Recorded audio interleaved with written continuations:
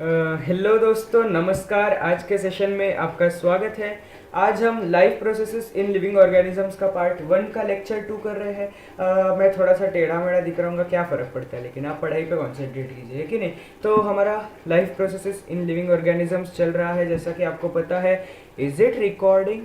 Just a second. Okay, ठीक है ठीक है ठीक है, ये रिकॉर्ड तो कर रहा है।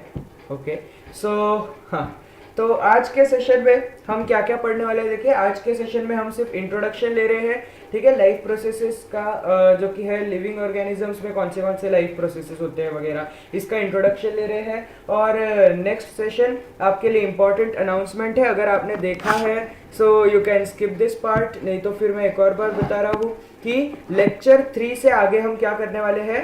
यूट्यूब चैनल जो है हमारा एजुकेटेड एजुकेशन, उसके ऊपर हम लाइव लेने वाले हैं, ठीक है, लेक्चर 3 से आगे, ठीक है। तो ये लेक्चर 2 है, लेक्चर 3 और उसके आगे वाले पार्ट्स आपको लाइव देखने को मिलेंगे मंडे से। उसका टाइमिंग मैं आपको कल नहीं तो परसों तक बता दूंगा, क्योंकि आप लोग जब रिप्लाई करोगे, मेरा वो जो इंपॉर्टेंट अनाउंसमेंट वाला जो वीडियो है उसके नीचे रिप्लाई कर देना आपको कौन सा टाइमिंग चाहिए, क्योंकि उस वीडियो में मैंने आपको कुछ कुछ सवाल भी पूछे, वो भी उसका रिप्लाई प्लीज जरूर करना। एंड सब्सक्राइब कर देना अभी के अभी एजुकेटेड एजुकेशन को, ठीक है।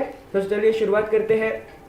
सबसे पहली बात तो हमें लाइफ प्रोसेसेस पे पढ़नी है, वो है कि कौन से लाइफ प्रोसेसेस हमारे अंदर दिखते हैं, ठीक है। तो देखिए क्या है, various organs are continuously performing their functions in the human body. तो ह्यूमन बॉडी में कई सारे ऑर्गन सिस्टम्स है और वो सारे अपना अपना फंक्शन निभाते रहते हैं, okay. along with the various systems like the digestive, respiratory, circulatory, excretory and control system, different internal and external organs are performing their functions independently but through a complete coordination. This overall system is in action in more or less same way in all the organisms. मतलब क्या है, हमारे अंदर बहुत सारे अलग अलग systems होते हैं, जैसे डाइजेस्टिव सिस्टम होता है, रेस्पिरेटरी सिस्टम होता है, सर्कुलेटरी। यहाँ से क्वेश्चन आ सकता है कि what are the various systems of the human body. तो इसका आंसर आप लिख सकते हैं, the various systems of human body are digestive, respiratory, circulatory, excretory और रिप्रोडक्टिव भी इसमें ऐड कर सकते हैं, नर्वस भी ऐड कर सकते हैं एंड कंट्रोल सिस्टम्स, ठीक है। तो ये आपका आंसर इसमें आ सकता है, ओके। और ये सब जो है कंप्लीट कोऑर्डिनेशन के साथ काम कर रहे हैं, ठीक है। एक्सटर्नल का मतलब होता है बॉडी के बाहर जो रहते हैं, इंटरनल का मतलब रहता है बॉडी के अंदर जो रहते हैं, ओके।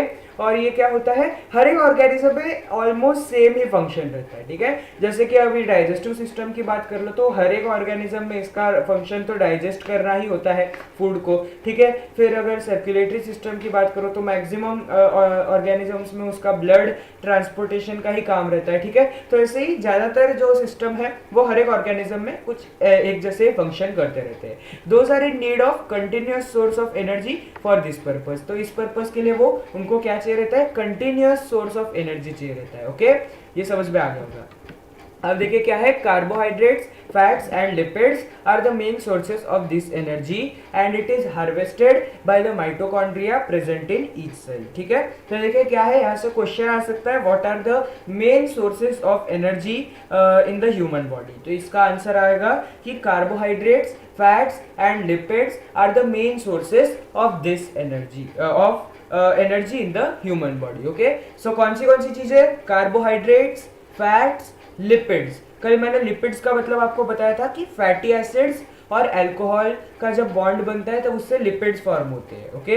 एंड इवन प्रोटीन्स भी होते हैं, लेकिन आपकी टेक्स्ट बुक में मेंशन नहीं किया है, इसलिए आंसर में मत करना, ओके। एंड दूसरा क्वेश्चन ये बन सकता है कि which cell organelle is responsible for harvesting cellular energy in human body. तो इसका आंसर आएगा the mitochondria is responsible for the harvesting of the cellular energy in human body, okay। ये इसका आंसर आ जाएगा। अब उसके आगे देखिए क्या है, it is not like that only food stuff is sufficient for energy production but oxygen is also necessary. कल के सेशन में मैंने आपको ये बता दिया था कि सिर्फ खाना खाने से हम एनर्जी प्रोड्यूस नहीं कर सकते, हमें ऑक्सीजन की भी जरूरत पड़ती है। अब वो कैसे जरूरत पड़ती है ना, वो हम 3rd 4th लेक्चर में पढ़ने वाले, ओके। सो वो टेंशन मत लेना क्योंकि वो डिटेल में है, लेकिन अभी हम सिर्फ बेसिक सा पढ़ रहे हैं कि all these that is food stuffs and oxygen are transported up to the cell via the circulatory system. तो हमारा जो सर्कुलेटरी सिस्टम होता है, हमारे जो ब्लड वेसल्स होते हैं, उनसे ये फूड स्टफ को, उनसे ये ऑक्सीजन को हमारे हर एक सेल तक ट्रांसपोर्ट किया जाता है। Besides, it is coordinated by the control system of the body. ठीक है, हमारा जो बॉडी का कंट्रोल सिस्टम होता है उससे कोऑर्डिनेशन भी होता है ये सारे प्रोसेसेस का. ऐसा नहीं है कि कभी भी कुछ भी हो रहा है कि नहीं. That is each life process contributes in its one way in the process of energy production. तो देखिए यहाँ पे क्या क्या इस्तेमाल हो रहा है. यहाँ पे हम क्या कहते हैं, कंट्रोल सिस्टम का भी इस्तेमाल कर रहे हैं, सर्कुलेटरी सिस्टम का भी इस्तेमाल कर रहे हैं, डाइजेस्टिव सिस्टम का भी इस्तेमाल कर रहे हैं, रेस्पिरेटरी सिस्टम का भी इस्तेमाल कर रहे हैं. तो एनर्जी प्रोडक्शन के लिए ऐसा नहीं है कि सिर्फ एक या दो सिस्टम इस्तेमाल हो रहे हैं, कई सारे सिस्टम्स का इस्तेमाल होता है. ठीक है, मुझे सिर्फ एक सेकेंड दीजिएगा.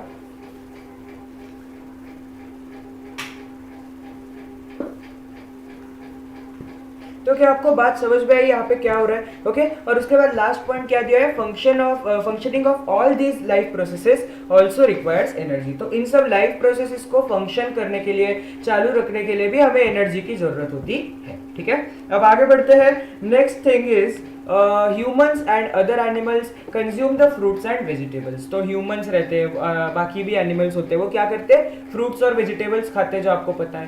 Plants are autotrophs, they prepare their own food.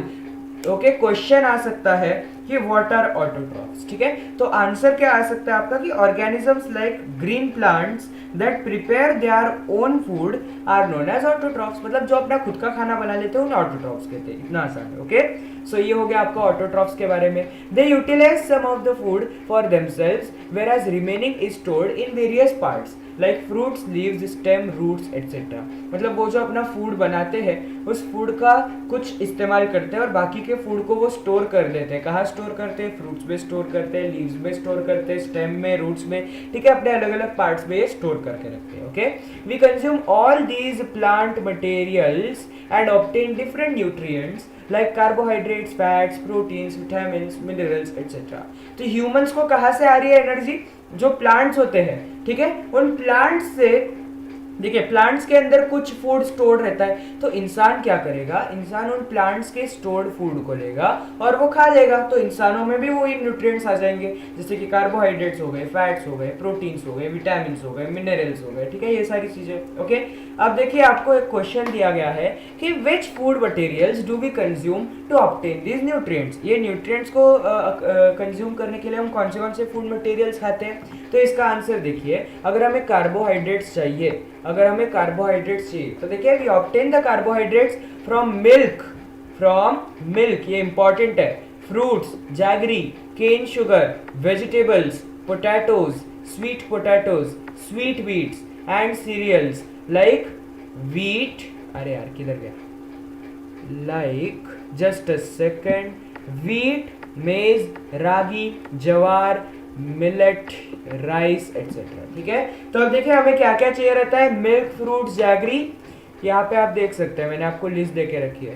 ठीक है, ये मिल्क, इसके अंदर एक्चुअली ये सब चीज़ें थोड़ी सी रह भी गई है इसमें. मिल्क होते हैं फ्रूट जो हमारे होते हैं.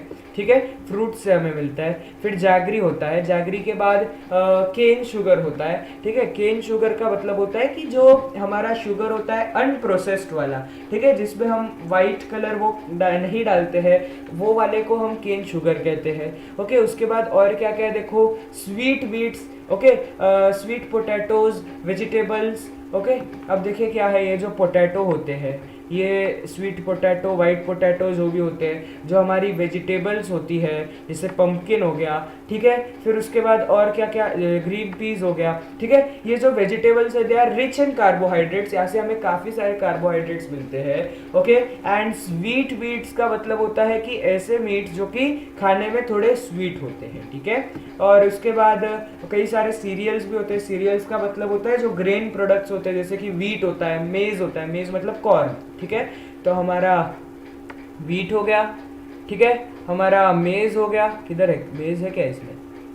ठीक है, मेज नहीं, कॉर्न, जैसा कि मैंने बताया, रागी, जवार, मिलेट. ठीक है, तो हमारा जो रागी होता है, जवार होता है, मिलेट होता है, ये सारी चीज़ें आपको यहाँ पे मैंने दे के रखी है. ओके, सो ये सारी चीज़ों से हमें काफ़ी सारे कार्बोहाइड्रेट्स मिलते हैं. इवन जो राइस होता है उससे भी काफ़ी सारे कार्बोहाइड्रेट्स आपको मिलते हैं. ठीक है, अब देखिए वी गेट, अच्छा यहाँ से क्वेश्चन क्या बन सकता है, तो यहाँ से क्वेश्चन बन सकता है, give examples of food materials that are a source of carbohydrates. तो इसका आंसर ये आ जाएगा कि milk, fruits, jaggery, cane sugar, vegetables, potato, sweet meats and cereals like wheat, maize, ragi, jowar, millet, rice etcetera are examples of food materials that are sources of carbohydrates. इसके पहले मैं एक क्वेश्चन बताना भूल गया था यहाँ से, अब हम क्वेश्चन साथ साथ डिस्कस करते चलेंगे। ओके, सो एक क्वेश्चन है कि give examples of food materials that are a source of give 4 examples of nutrients. Okay, nutrients की बात हो रही है, ऑब्टेन्ड फ्रॉम द फूड और obtained by the consumption of plant materials. तो हम यहाँ पे लिख सकते हैं कि examples of nutrients obtained by consumption of plant materials are carbohydrates, fats, proteins, vitamins, minerals, इसमें से कोई भी 4। ठीक है, एनी 4 बोला है तो इसलिए कोई भी 4। Okay, next question, how much energy is obtained पर ग्राम ऑफ कार्बोहाइड्रेट्स। तो इसका आंसर आ जाएगा वी गेट 4 kcal। 4 kcal मतलब होता है 4 kilo calories. Okay, so we get 4 kilo calories energy per gram of carbohydrates. Okay, ये आपको याद रखना है। अगले सेशन में हम क्या पढ़ने वाले हैं कि एनर्जी हम किस तरीके से इससे ऑब्टेन करते हैं। ठीक है, अब आगे देखिए और भी चीजें हैं। अब आपको क्वेश्चन दिया हुआ है कि many players are seen consuming some food stuffs during breaks of the game. तो जब गेम में कुछ ब्रेक आता है तो उसके अंदर काफी सारे प्लेयर्स होते हैं जो बीच में से कुछ तो स्नैक्स वगैरह कुछ तो खाते हैं। So why may be the players consuming this food stuffs. तो इतना आसान है, देखिए, players require energy in greater amount for playing. ठीक है, खेलने के लिए तो प्लेयर्स को काफी एनर्जी लगती है। They perspire heavily at the time of game or sport, which results in the loss of water and electrolytes from their body. तो देखिए, परस्पायर का मतलब होता है स्वेट, पसीना आना। ओके, उसको बायोलॉजिकल भाषा में हम परस्पायर कहते हैं। ठीक है, तो काफी सारा पसीना आता है, उसकी वजह से बहुत सारा पानी का लॉस हो जाता है, बहुत सारे इलेक्ट्रोलाइट्स मतलब सॉल्ट्स एटसेट्रा होते हैं, ये सब का लॉस हो जाता है। ओके, और उसके बाद क्या होता है, this way affect their performance in sport. इसकी वजह से उनका स्पोर्ट्स में जो परफॉर्मेंस है वो अफेक्ट हो सकता है। To prevent such unfavourable effect they are given juices और ड्रिंक्स। तो ज्यादातर इनको जूस या ड्रिंक्स दिए जाते हैं, लेकिन ये कुछ एनर्जी वाले फूड्स भी खाते हैं, जैसे कार्बोहाइड्रेट से हमें काफ़ी एनर्जी मिलती है। ठीक है, यहाँ पे आप देख सकते हैं हमारे बज्जी पाजी केला खा रहे हैं। ठीक है, इसमें काफ़ी सारा कार्बोहाइड्रेट्स होता है। यहाँ पे सर्व किया जा रहा है प्लेयर्स को। ठीक है, यहाँ पे एक हमारे प्लेयर है जो कि कुछ तो खा रहे हैं, I think they are noodles और समथिंग, उससे भी काफ़ी कार्बोहाइड्रेट्स मिलते हैं क्योंकि पास्ता एंड नूडल्स में भी काफ़ी कार्बोहाइड्रेट्स होते हैं। ओके, सो इसकी वजह से क्या होता है, this helps them to restore the balance of water and electrolytes in the body. It also gives enhanced energy, यहाँ से उनको एनर्जी भी मिलती है। ओके, समझ में आ गई बात। Next is living organism and energy production. इसका हम अभी इंट्रोडक्शन ले रहे हैं। In living organisms respiration occurs at 2 levels as body and cellular level. Okay, तो यहाँ से क्वेश्चन आ सकता है, what are the 2 methods of cellular respiration. तो इसका आंसर आएगा the 2 methods of cellular respiration. Oh, sorry. What are the 2 methods of respiration? So 2 methods of respiration are body level respiration and cellular respiration. Okay. Now, oxygen and carbon dioxide are exchanged between body and surrounding in case of respiration occurring at body level. तो body level respiration का क्या मतलब होता है कि अपने surrounding से हम कार्बन डाइऑक्साइड को अंदर ले रहे हैं, सॉरी ऑक्सीजन को अंदर ले रहे हैं और हम अपनी सराउंडिंग्स में कार्बन डाइऑक्साइड को बाहर छोड़ रहे हैं। ये जो है बेसिक सा होता है, इसे हम कहते हैं बॉडी लेवल रेस्पिरेशन। इसमें कोई भी रॉकेट साइंस नहीं होती है, बड़ा ही आसान सा होता है। जबकि सेलुलर रेस्पिरेशन में थोड़े से कॉम्प्लिकेशंस होते हैं, इसलिए मैं इसके लाइव सेशन लेने वाला हूँ। In case of respiration at cellular level, food stuffs are oxidised either with or without the help of oxygen. तो सेलुलर रेस्पिरेशन में क्या होता है, फूड स्टफ्स का ऑक्सीडेशन होता है, ऑक्सीजन की मदद से होता है, ऑक्सीजन के बिना भी हो सकता है। ठीक है, वो क्या होता है वो भी देखेंगे। ओके, तो ये चीज आपको समझ में आ गई। अब आपको पूछा जा सकता है ऐसे कि what is the difference between body level and cellular level respiration. तो इसका आंसर लिखेंगे कि in respiration occurring at body level, oxygen and carbon dioxide are exchanged between the body and surroundings, whereas in the case of cellular respiration, foodstuffs are oxidized for the production of energy। ऐसा आप answer लिख सकते हैं। Correct.